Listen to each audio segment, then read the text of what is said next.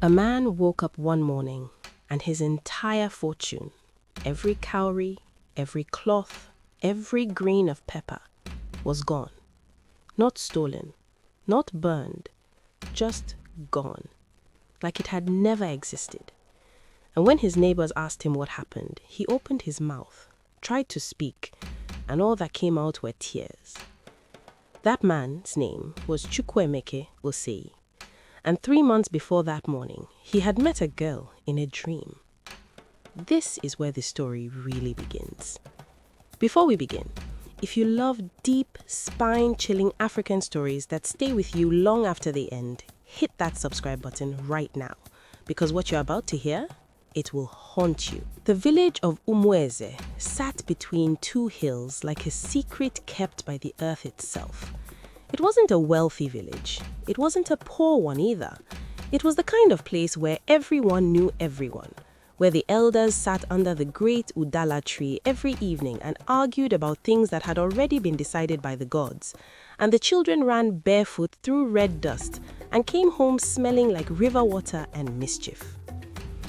Umueze had one road in and one road out, and it was on that road, the one that led out, that traders from bigger towns came once every 8 days to buy yam, sell cloth, and gossip loudly about things that were none of their business.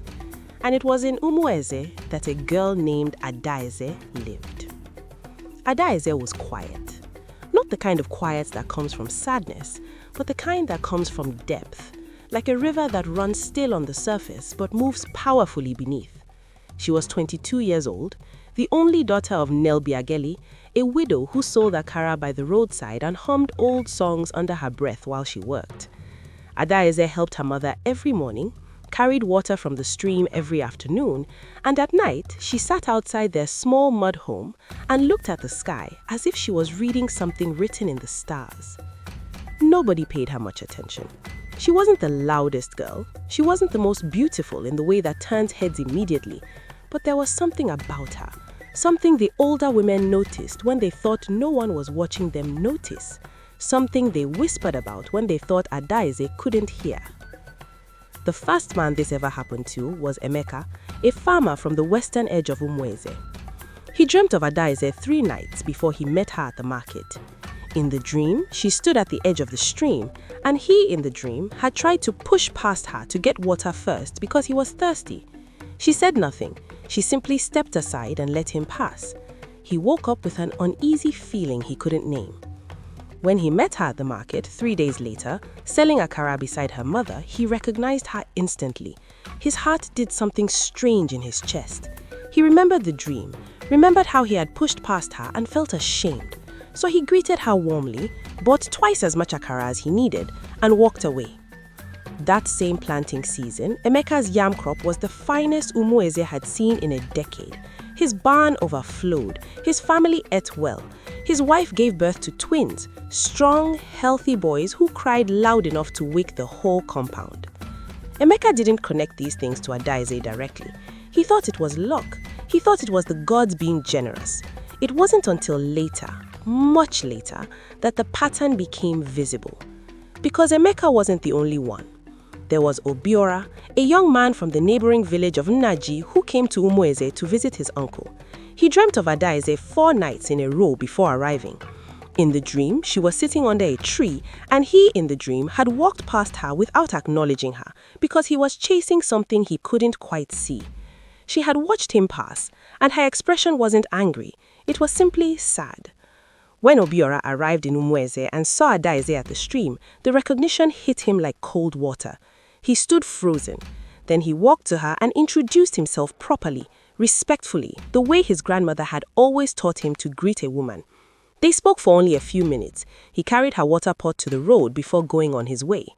2 weeks later, the debt their family had owed to a merchant in the city, a debt that had hung over them like a curse for 3 years, was forgiven without explanation.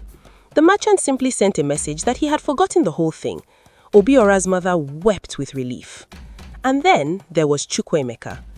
Different story, very different outcome. But we'll get to him. First, you need to understand that the women of Umueze knew about this gift long before the men did. It was Neobiageli, Adaize's mother, who first realized what was happening. She had watched it unfold silently for years, piecing together the evidence like a woman threading beads in the dark by touch alone. She never told Adaize directly, not because she didn't love her daughter, she loved her more than she loved the air in her lungs, but because some things, once spoken aloud, change in a way you cannot control. So she watched, she prayed, she added extra pepe to the akara she cooked on the mornings when she felt something was coming. The older women of Umweze, the ones who had lived long enough to recognize the shape of a spiritual thing when they saw it, also knew. They called it Odiniura, she who lives in sleep. They said it only happened to one woman in a generation and only in certain bloodlines. They said Adaize's grandmother's grandmother had the same gift and that she had used it to protect her village from a greedy chief who had wanted to drain their river for his own use. The chief had dreamt of that woman 3 nights before arriving, and in the dream he had mocked her and called her worthless. He came to the village with soldiers. He went home with nothing. His soldiers refused to follow his orders. His horses went lame on the road. He arrived back to his compound to find that his most trusted advisor had taken everything of value and disappeared into the forest. So yes, this gift had history. And now it lived in Adaize. She herself knew something was different about her, had known since she was a teenager, but she had never fully understood the shape of it until a woman from the eastern village came to her one afternoon, with tears streaking her face, and a story about how her son had dreamt of Adaize and then treated her rudely when they crossed paths at the river, and how everything in his life had begun to fall apart since that day. Adaize listened to the woman with wide, careful eyes. She said gently, "Tell your son I hold no grudge, but tell him also to look carefully at how he treats those he thinks are beneath him." The woman left. Adaize sat alone for a long time. She didn't think of herself as powerful. She thought of herself as a mirror. She reflected things back. Kindness doubled, cruelty returned. She hadn't chosen this. It had chosen her, and there was a weight to that which she carried every single day. Now, Chukwuemeka Osei, he was not from Umweze, he was from the city, the kind of man who wore his wealth the way some men wear perfume, everywhere at once, impossible to ignore. He was 41 years old, broad-shouldered, with a deep voice and the easy confidence of a man who had never been told no by anyone that mattered to him. He traded in palm oil, cloth and dried fish. He had warehouses in 3 towns and a reputation for squeezing the best deal out of any transaction, often by making the other person feel so small that they agreed to anything just to end the discomfort. He wasn't a violent man. He was worse than that in some ways. He was a man who used charm as a weapon. He smiled while he robbed you. He flattered you while he calculated how much you are worth to him. He had a wife in the city. 2 children in school. A compound his neighbors envied. And he had a hunger in him that his success had never managed to fill. A hunger for more. Always more, as if enough was a destination he could never quite reach. Chukwudemeka first heard about Adaize from a cloth merchant in the market at Owerri. The merchant, an older man named Babakola, had mentioned her casually, the way people mention weather or road conditions. He said he'd heard from a trader friend that there was a girl in a village called Umweze who appeared in men's dreams, and that the men who treated her well afterward found their fortunes turning. Chukwudemeka had laughed. Not unkindly, he wasn't in the mood for unkindness that day, but with the specific dismissiveness of a man who believes only in what he can count. Old women's stories, he said, and drank his palm wine. But Babakola shook his head and leaned closer. He said his own cousin had been to Umweze, had dreamt of the girl, had met her, had shown her respect, and within a month, a contract the cousin had been chasing for 2 years, a supply deal with a government office in the capital, had landed in his lap. Chukwudemeka said nothing, but something shifted behind his eyes. A door opened he didn't know was there. He didn't go to Umweze immediately. He waited. He told himself he was thinking about it rationally. What he was actually doing was wanting it too badly to rush. Then he had the dream. It came on a Thursday night, 16 days after his conversation with Babakola. He was asleep in his city house. the ceiling fan turning slow overhead, and he fell into the dream like falling into water, sudden, complete, disorienting. She was there, standing at the edge of a market that didn't exist in any place he knew, surrounded by bolts of colored cloth that swayed in a wind he couldn't feel. She was looking at him. Not with warmth exactly, not with coldness either, with that particular quality that his mother used to have when she was waiting to see what kind of man he was going to be. In the dream, Chukwudemeka felt something he hadn't felt in years: uncertainty. He didn't know what to do with his hands. He didn't know what to say. The usual machinery of his charm, the smile, the voice, the calculated warmth seemed to have no power here. He walked towards her and said, "I know what you can do. I've come to make a deal." She looked at him for a long moment. "I don't make deals," she said. Her voice was quiet and final, like a door closing gently. And then he woke up. He lay in the dark with his heart beating fast and something cold running down the center of his chest. He wasn't afraid exactly, but he wasn't unafraid either. He felt, this was the word he kept returning to, seen. Seen in a way he hadn't consented to. He didn't tell anyone about the dream. He waited another week, making calculations, turning the thing over in his mind. Then he told his driver to take him to Umueze. He arrived on a market day, which was lucky because the village was full and his presence didn't immediately draw stares. He wore simple clothes, nothing that shouted money, because he was smart enough to know that arriving in his usual style in a village like Umueze would be a mistake. He walked through the market slowly, looking, and then he saw her. She was sitting beside her mother, arranging akara in a wide, flat basket, her head slightly bent. She hadn't seen him yet, and Chukwudemeka felt the recognition hit him with a physical force. The dream came rushing back, the cloth, the wind, the way she had looked at him. This was her. He stood still for a moment, breathing slowly. Then he composed himself and walked over. He bought akara. He was polite. He smiled the way he smiled when he wanted something. Warm, disarming, just the right amount of humble. He asked her mother about the village. He complimented the food. He was, by any outward measure, charming and respectful. But here is what was happening underneath all of that.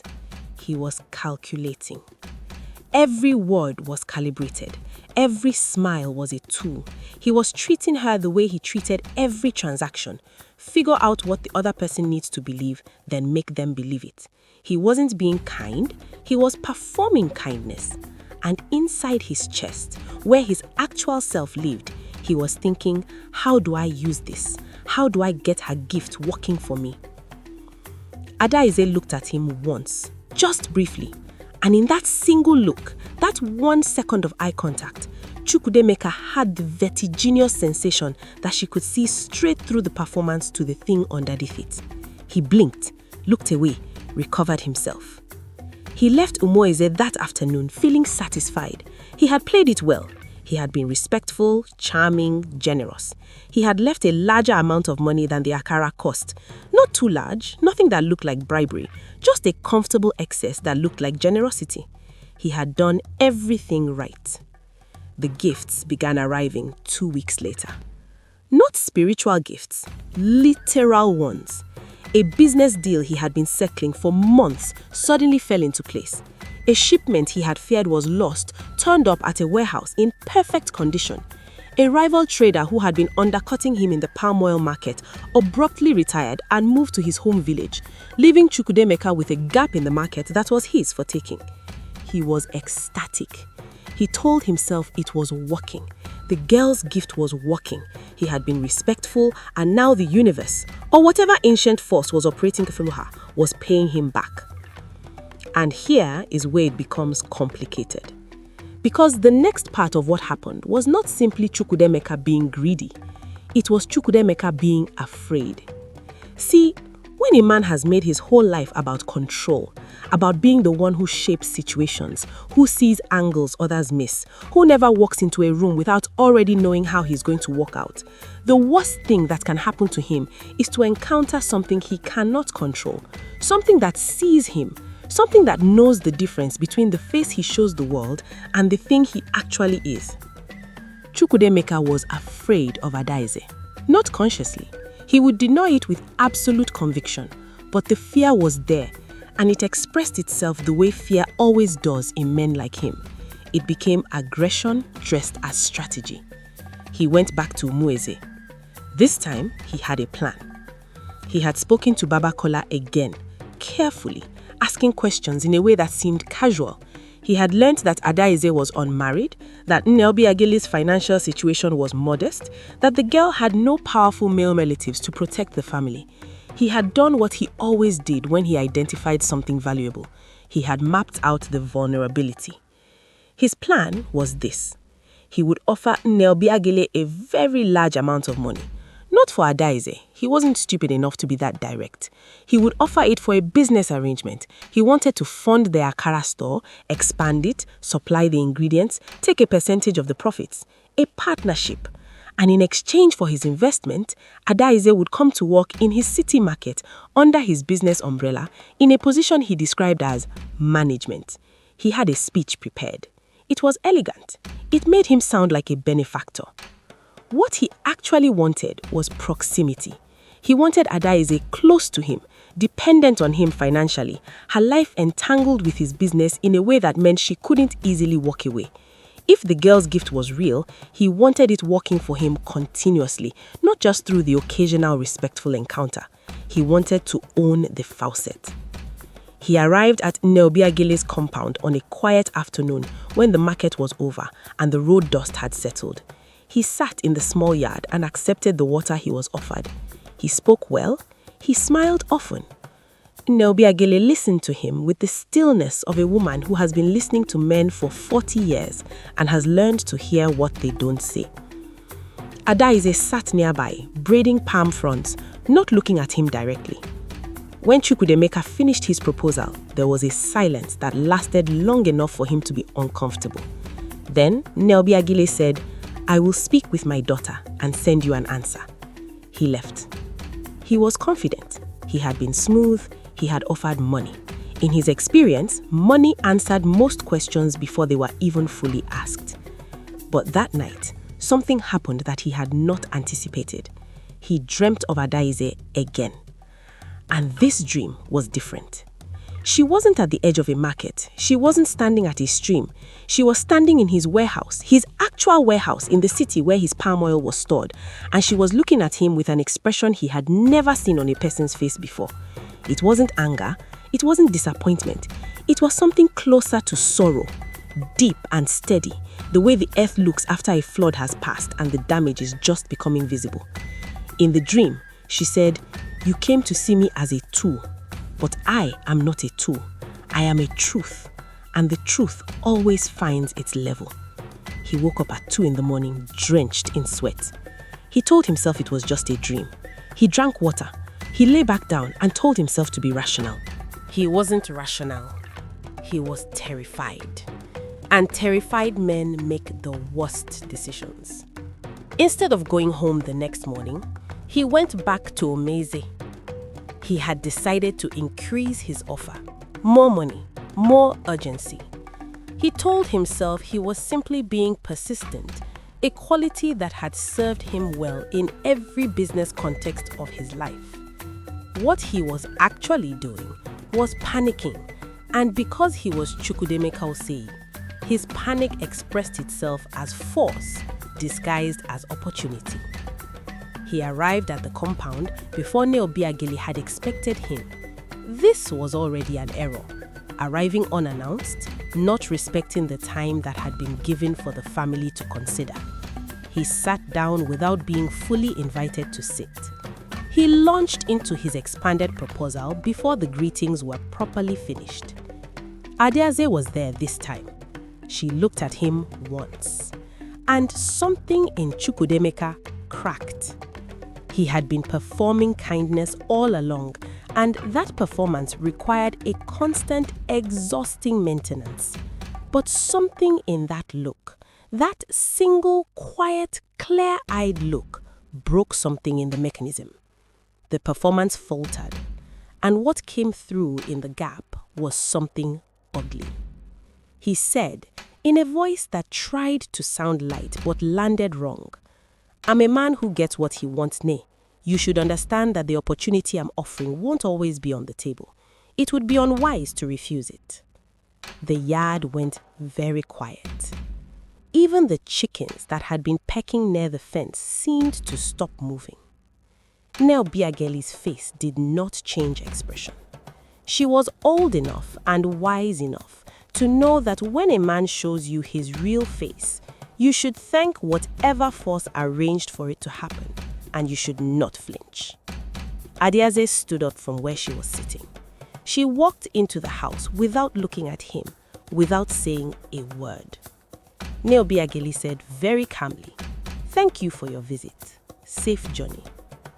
Chukwudemeka drove back to the city in a fury that he spent the entire journey trying to rationalize as something else.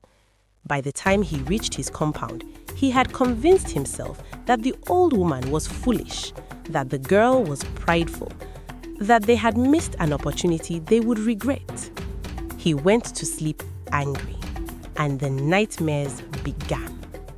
Now, subscribe if you haven't yet. What happens next to Chukwudemeka is the kind of thing that is very hard to explain in ordinary terms, but I'm going to try because the details matter.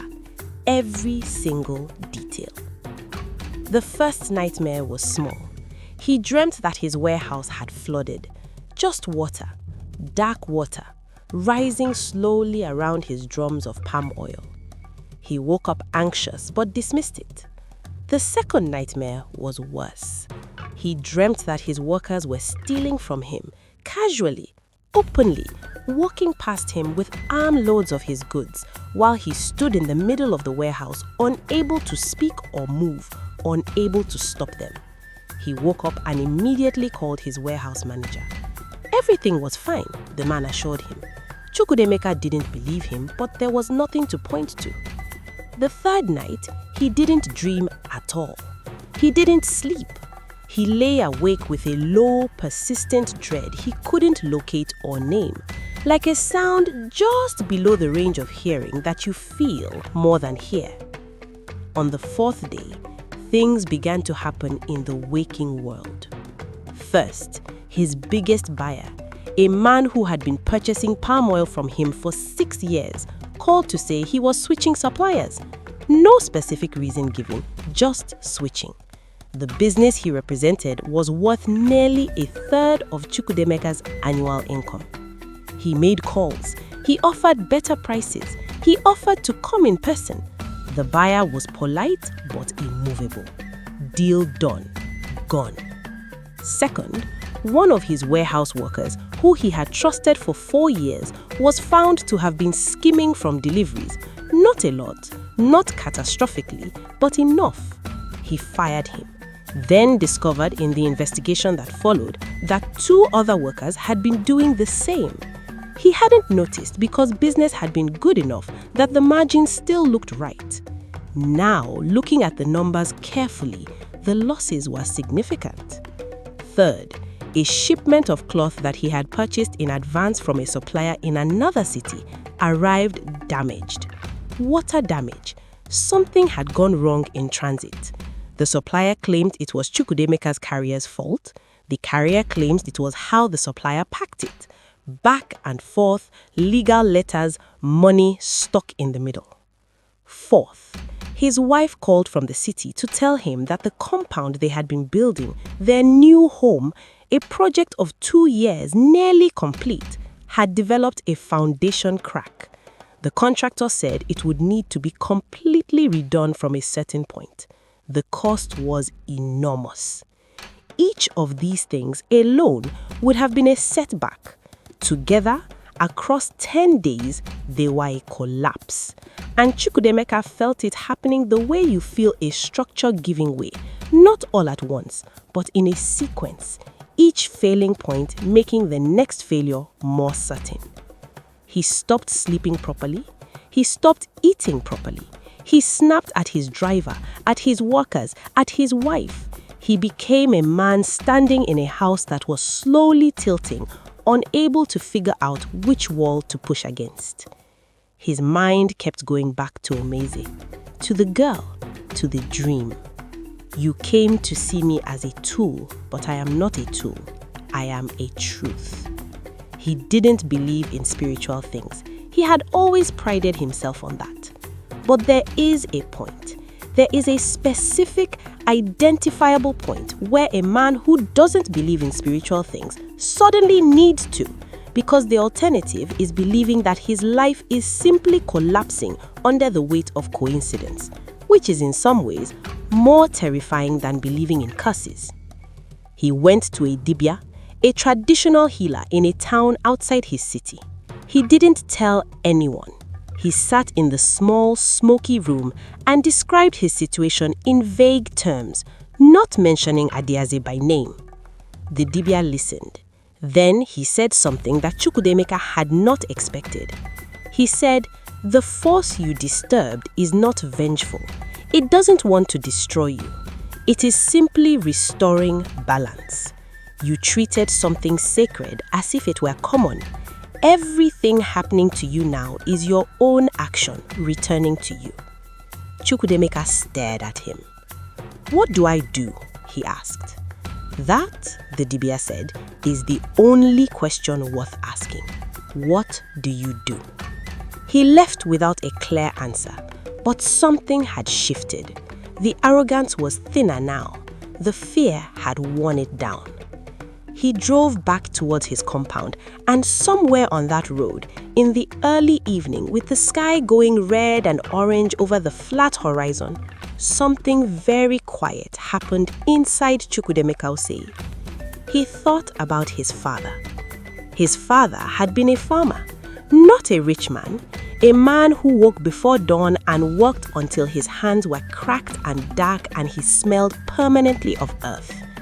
A man who had given Chukwudemeka everything he had, sent him to school, fed him, clothed him, told him to go further than he had gone, be more than he had been.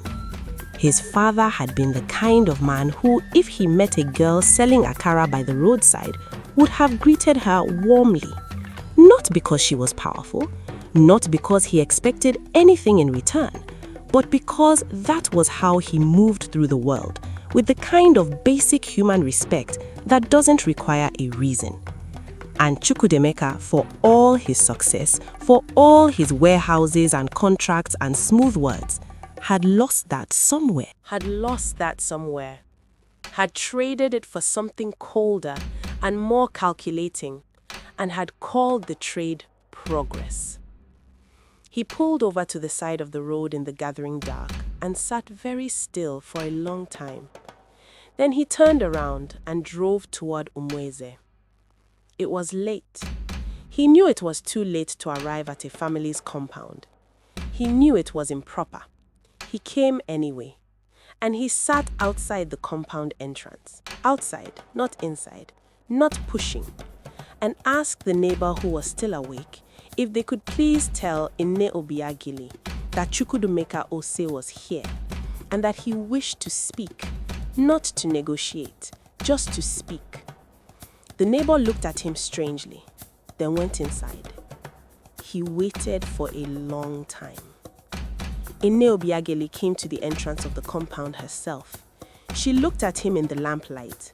This big man in his simple clothes, sitting on the ground because there was no chair, with tired eyes and something on his face she hadn't seen there before.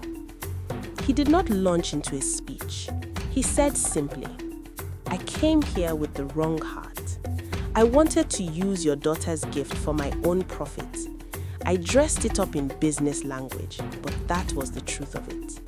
And I want to apologize to you and to her, if she is willing to hear it." Nell Biageli was quiet for a long moment. "Come back in the morning," she said. "Sit with us, eat with us, then we will talk." He did. He came in the morning. He ate akara with them, the same akara he had bought with calculated generosity on his first visit. But this time, he was just eating. He told them about his father. He told them, haltingly, in the way of a man not practiced at this kind of honesty, about the hunger that had driven him all his adult life, and how he had confused making money with being good, and how the last several weeks had been like a curtain being pulled away from something he should have been looking at a long time ago. Adeaze listened without speaking for most of it. At the end, she said something that was so simple it should have been obvious, but landed in Chukwudemaka's chest like a stone into still water. She said, "My gift is not a reward system. It is just a mirror. It shows people who they actually are. The good things that come to kind men, they were already in those men. I didn't create them. I just made a space where they could grow. The same is true for the other kind." He looked at her for a long time. "Then, what do I do?" he asked. The same question he had asked the Dibia. But asking it here felt different, felt like the right place to ask it. She said, "Start being the person your father raised." He went back to his city. He didn't recover everything quickly. The losses were real and the damage was real. And none of what the universe had taken from him came rushing back overnight. That's not how it works, and anyone who tells you otherwise is selling something. The buyer didn't come back. The cloth that was damaged was still damaged. The compound foundation still needed to be fixed, expensively. But something had changed. He began to notice people again, not as transactions, not as potential leverage points, but as people. He started paying his workers properly, not just fairly, but generously, the way his father believed workers deserved. He stopped the calculated charm and started having actual conversations. He mentored a younger trader who reminded him of himself at 25, not because it would benefit him, just because the young man needed guidance and Chukwudemaka had something to give. Slowly, the way a field recovers after a difficult season, things began to grow again. The partnership with a new buyer, smaller than the one he had lost, but honest and stable, came through unexpected channels. Through a woman whose husband he had helped get transport during a market crisis years ago, back when he was still the son of his father rather than the man he had become. She remembered. She recommended him. The circle turned. His wife, who had noticed his change in him without understanding its source, began to look at him differently, not with suspicion, but with the tentative hope of a woman who has been waiting for something to return. They talked more. They argued less. He started coming home earlier. He went back to Mweze once more about 8 months after everything had unraveled. He brought no business proposal. He brought gifts for Neobiagili, cloth, good pepper, a small amount of money with no strings attached. He sat and ate. He asked about the family. He left when the visit was naturally over. He never told anyone else about the girl, not because he was ashamed of the story. He had moved beyond shame and into something more useful, but because he understood that this wasn't his story to tell. It was hers. But back in Umweze, the village talked. They always do. The elders under the Udala tree debated what happened to the trader, the way they debated everything. Some of them said it was the justice of Ani, the earth goddess, who does not forget insults. Some said it was simply the universe balancing its accounts.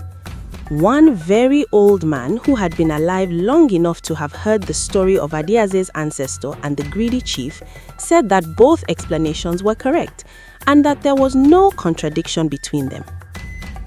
The women said less about the theology and more about the practical truth that a woman who knows her own worth is never at the mercy of a man who doesn't recognize it, because the universe itself will eventually agree with her. And Adeaze, she continued her life in Umweze. She continued helping her mother. She continued carrying water from the stream in the afternoon. She continued sitting outside in the evenings reading whatever was written in the stars. She had a suitor, a school teacher from the next village who dreamt of her 4 times before their first meeting, and who in those dreams had simply sat beside her in silence, not trying to take anything, not performing anything, just being present. When they met in real life, he brought her mother kola nuts, sat in the compound until the proper time, and told Adeade with an honesty that made him visibly nervous that he didn't have much, but what he had he intended to use well. She watched him with those clear, still eyes. Then she smiled, a real one, not the polite one she deployed for strangers, and asked if he would like more akara. He said yes. He always said yes to what she offered, and he meant it every time. They were married in the Hamatan season, when the air was dry and the sky was the color of old copper. The whole village came. The udala tree was decorated with cloth. Neobiagili cooked enough food for 2 villages and cried through the entire ceremony in a way that was completely undignified and completely understandable. Under the udala tree. Chukwudemeka heard about the wedding through Babakola months later. He nodded when he heard. He felt something he struggled to name. Not sadness, not quite. More like the feeling you get when a debt is settled. A rightness, a completion. He went home that evening and found his wife waiting with food on the table and their children doing homework in the next room. And the ordinary beauty of it hit him like a wave he hadn't seen coming. He sat down and ate. He was present.